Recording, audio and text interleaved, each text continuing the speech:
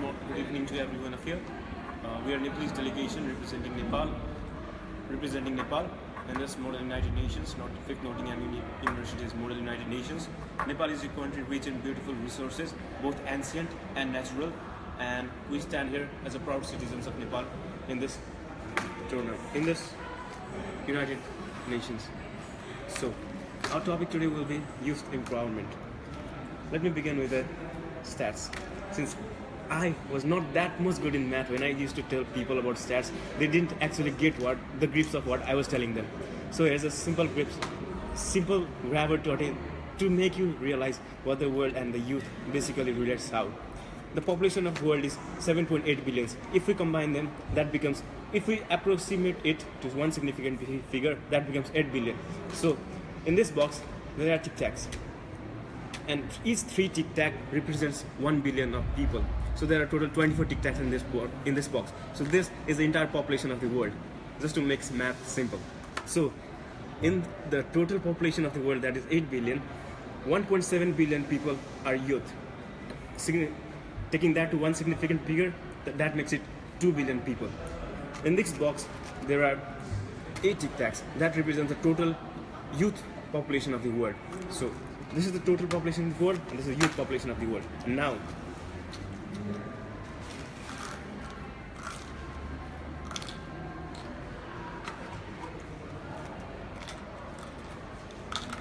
Now, among all these 8, if I take out three tic-tacs, this is the total number of youth that are empowered within the number of youth and within the total population of the world. When we talk about youth empowerment, we always talk about these people who are already empowered. But this speech is not going to be about people who are already empowered, but it is going to be about the people who are yet to be empowered and who need to be empowered based upon themselves. So these peoples, let's take them apart right now. Now, how can this youth be empowered? Firstly, the past phase of a youth, the child phase should be empowered. The child phase.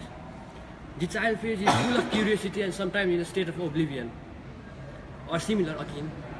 The child's teacher, parents and relatives, they all should empower the child in a little bit basic psychology way. This will indirectly let the child know that they are unique. The child should be filled with positivity and a little bit of negativity, a little bit of awareness, kind of. If child is full of confidence, then he'll probably turn into an empowered youth full of youth energy to do great things. And there's a quote of Mother Teresa: "You can do great things, I can do great things, together we can do everything." So now defining youth empowerment. We know what youth means. It's a particular age group of 10 to 24, or even considered as 16 to 48 by different means and different datas. And empowerment means authority or power given to someone to do something. This power is not necessarily always economical. It can be the real power, it can be power to lead a group of people, it can be power to grab something somebody has taught you.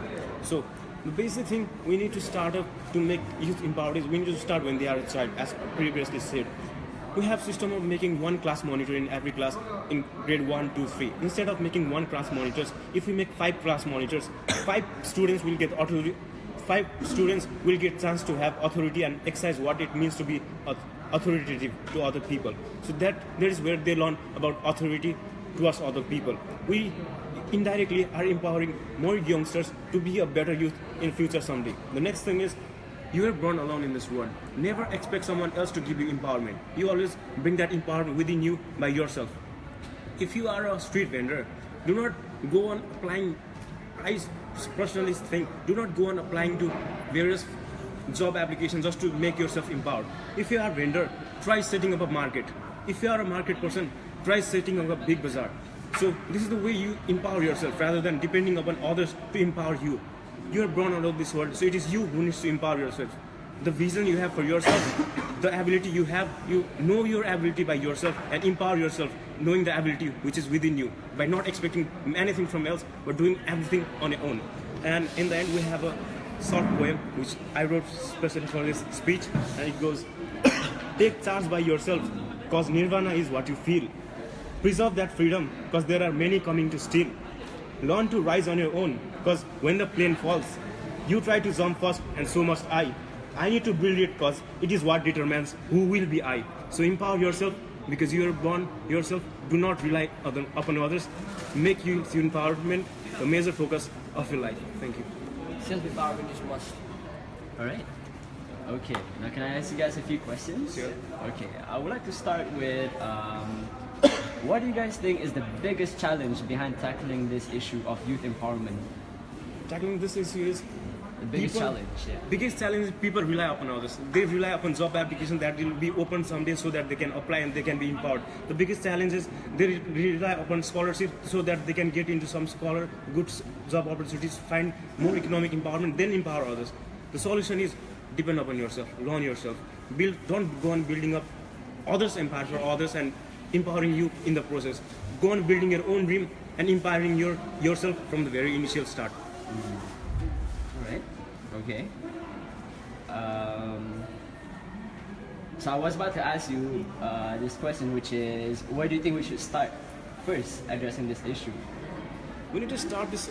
We need to start addressing this issue because if we don't start, these youths of today's generation, they will grow up into parents, and when they are parents, they won't have any empowerment. They don't know what it means to be authoritative. They don't have empowerment over themselves, total control over themselves. So they need to pass these things from generation to generation. Their children, the future of humankind will be in bad hands because they won't learn what it means to be authoritative. The generation to generation knowledge of being authoritative, learning your life on your own won't happen. So you need to start. We need to make this youth empowered so that they can pass it to their generation what empowerment really means and continue the heredity of human life.